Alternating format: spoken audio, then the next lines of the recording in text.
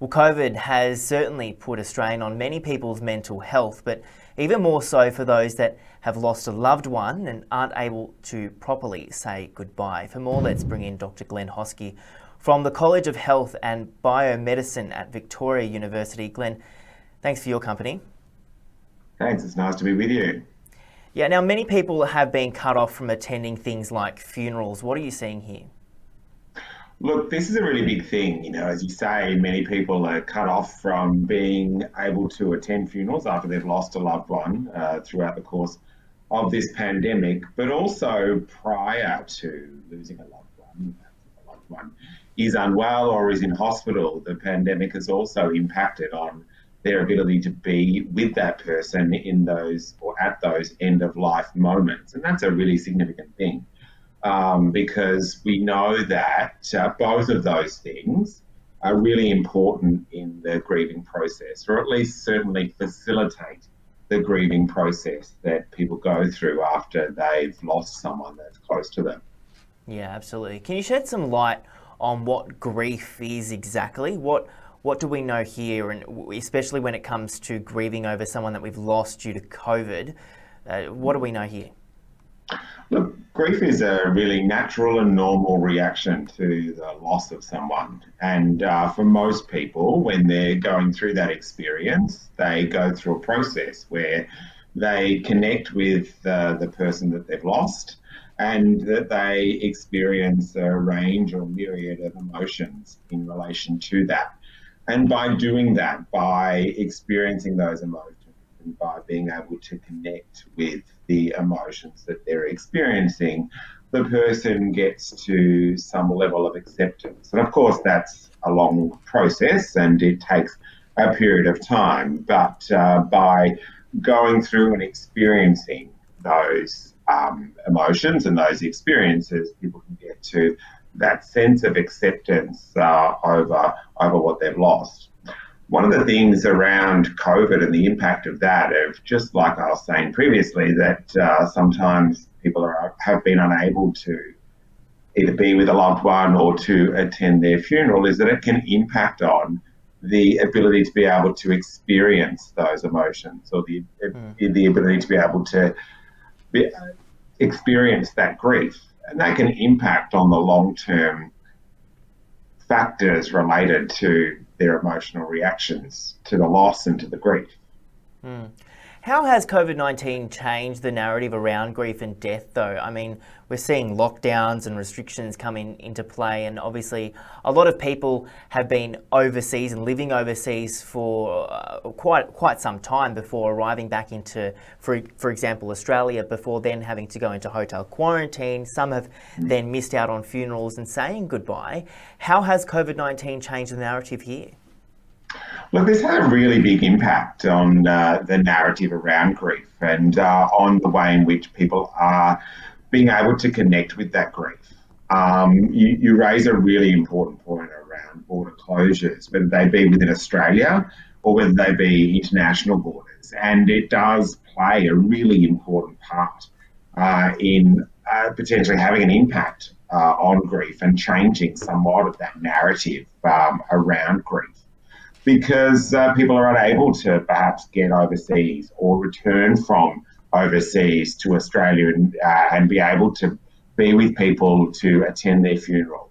And that can play a really big part because it impacts on the expression of that emotion and impacts on the person's capacity to be able to connect with and process those grief-related emotions. Do you think these changes are likely to stay post-COVID? But I don't know. I mean, one thing that we certainly know with COVID and with things like funerals is that a lot of people are having to, for example, attend a funeral virtually. And sure, many of us are sick of virtual and video meetings, and perhaps the thought of attending a funeral in that kind of way might be kind of tiresome. But my advice is that it is better to attend not be able to attend it at all. And perhaps one thing that we will experience or that will change after COVID is potentially this will be something that will be a little bit more normal, that for people who are unable to attend the funeral in person that we might be able to attend that funeral virtually. Yeah. What remedies or I guess techniques do you have for people in this situation? I mean, personally, I've lost a member of my family during COVID, and I was, thank God, lucky enough to go to the funeral. But then there was others who were, for instance, stuck overseas and stuck in different states, who had to attend via the live crosser through Zoom. And sometimes that just doesn't cut it for people. What remedies and techniques do you suggest for people in this situation? Look, it's really challenging to be doing that, because one of the benefits of being at a funeral in person is that you get to be around people who are experiencing or going through the same thing as you are, and people that had a similar relationship to the person that has been lost as you do or as you did.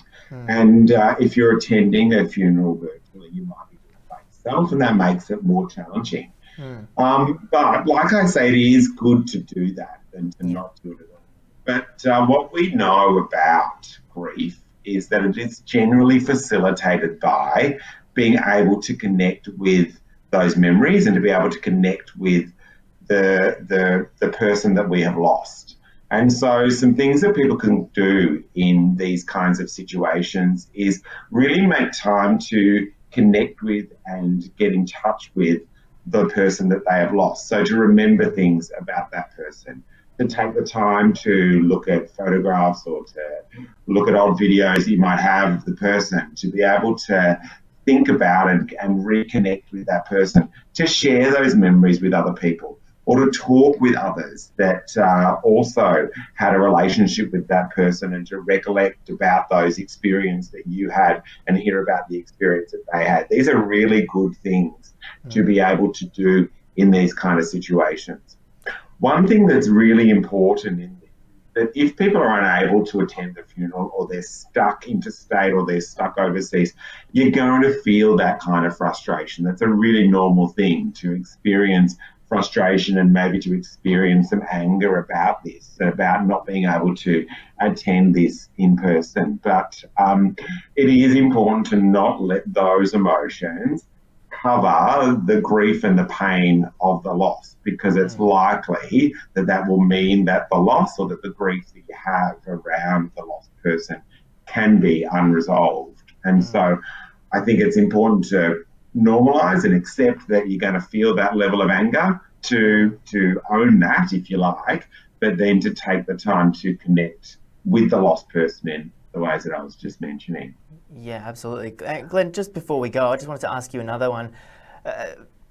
For people that aren't able to attend, the final goodbye, a lot of them going forward would, I guess, have that kind of mental health impact down the track. How would you suggest to those that are struggling to kind of see the light and move past that?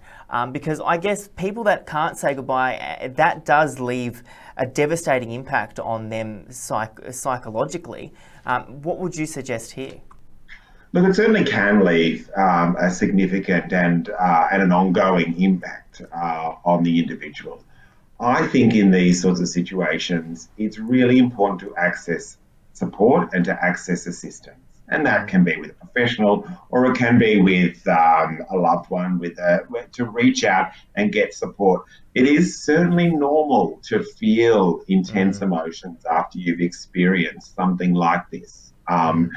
In fact, it would be strange if you didn't experience intense emotions. And so it's really important to allow yourself to be affected by something like this. If that lingers around, and if you notice that it starts having a really significant or long-term impact on your day-to-day functioning, on your motivation, on things like sleep, then I would certainly advocate for you and really encourage you to seek out some professional support. Yeah, absolutely. All right, Dr. Glen Hosking, thank you so much for joining us here on TICKER News. We appreciate your time. And of course, if you or anyone you know is struggling right now, you can reach out to your local helpline. Of course, Lifeline is available to contact on 13 11 14.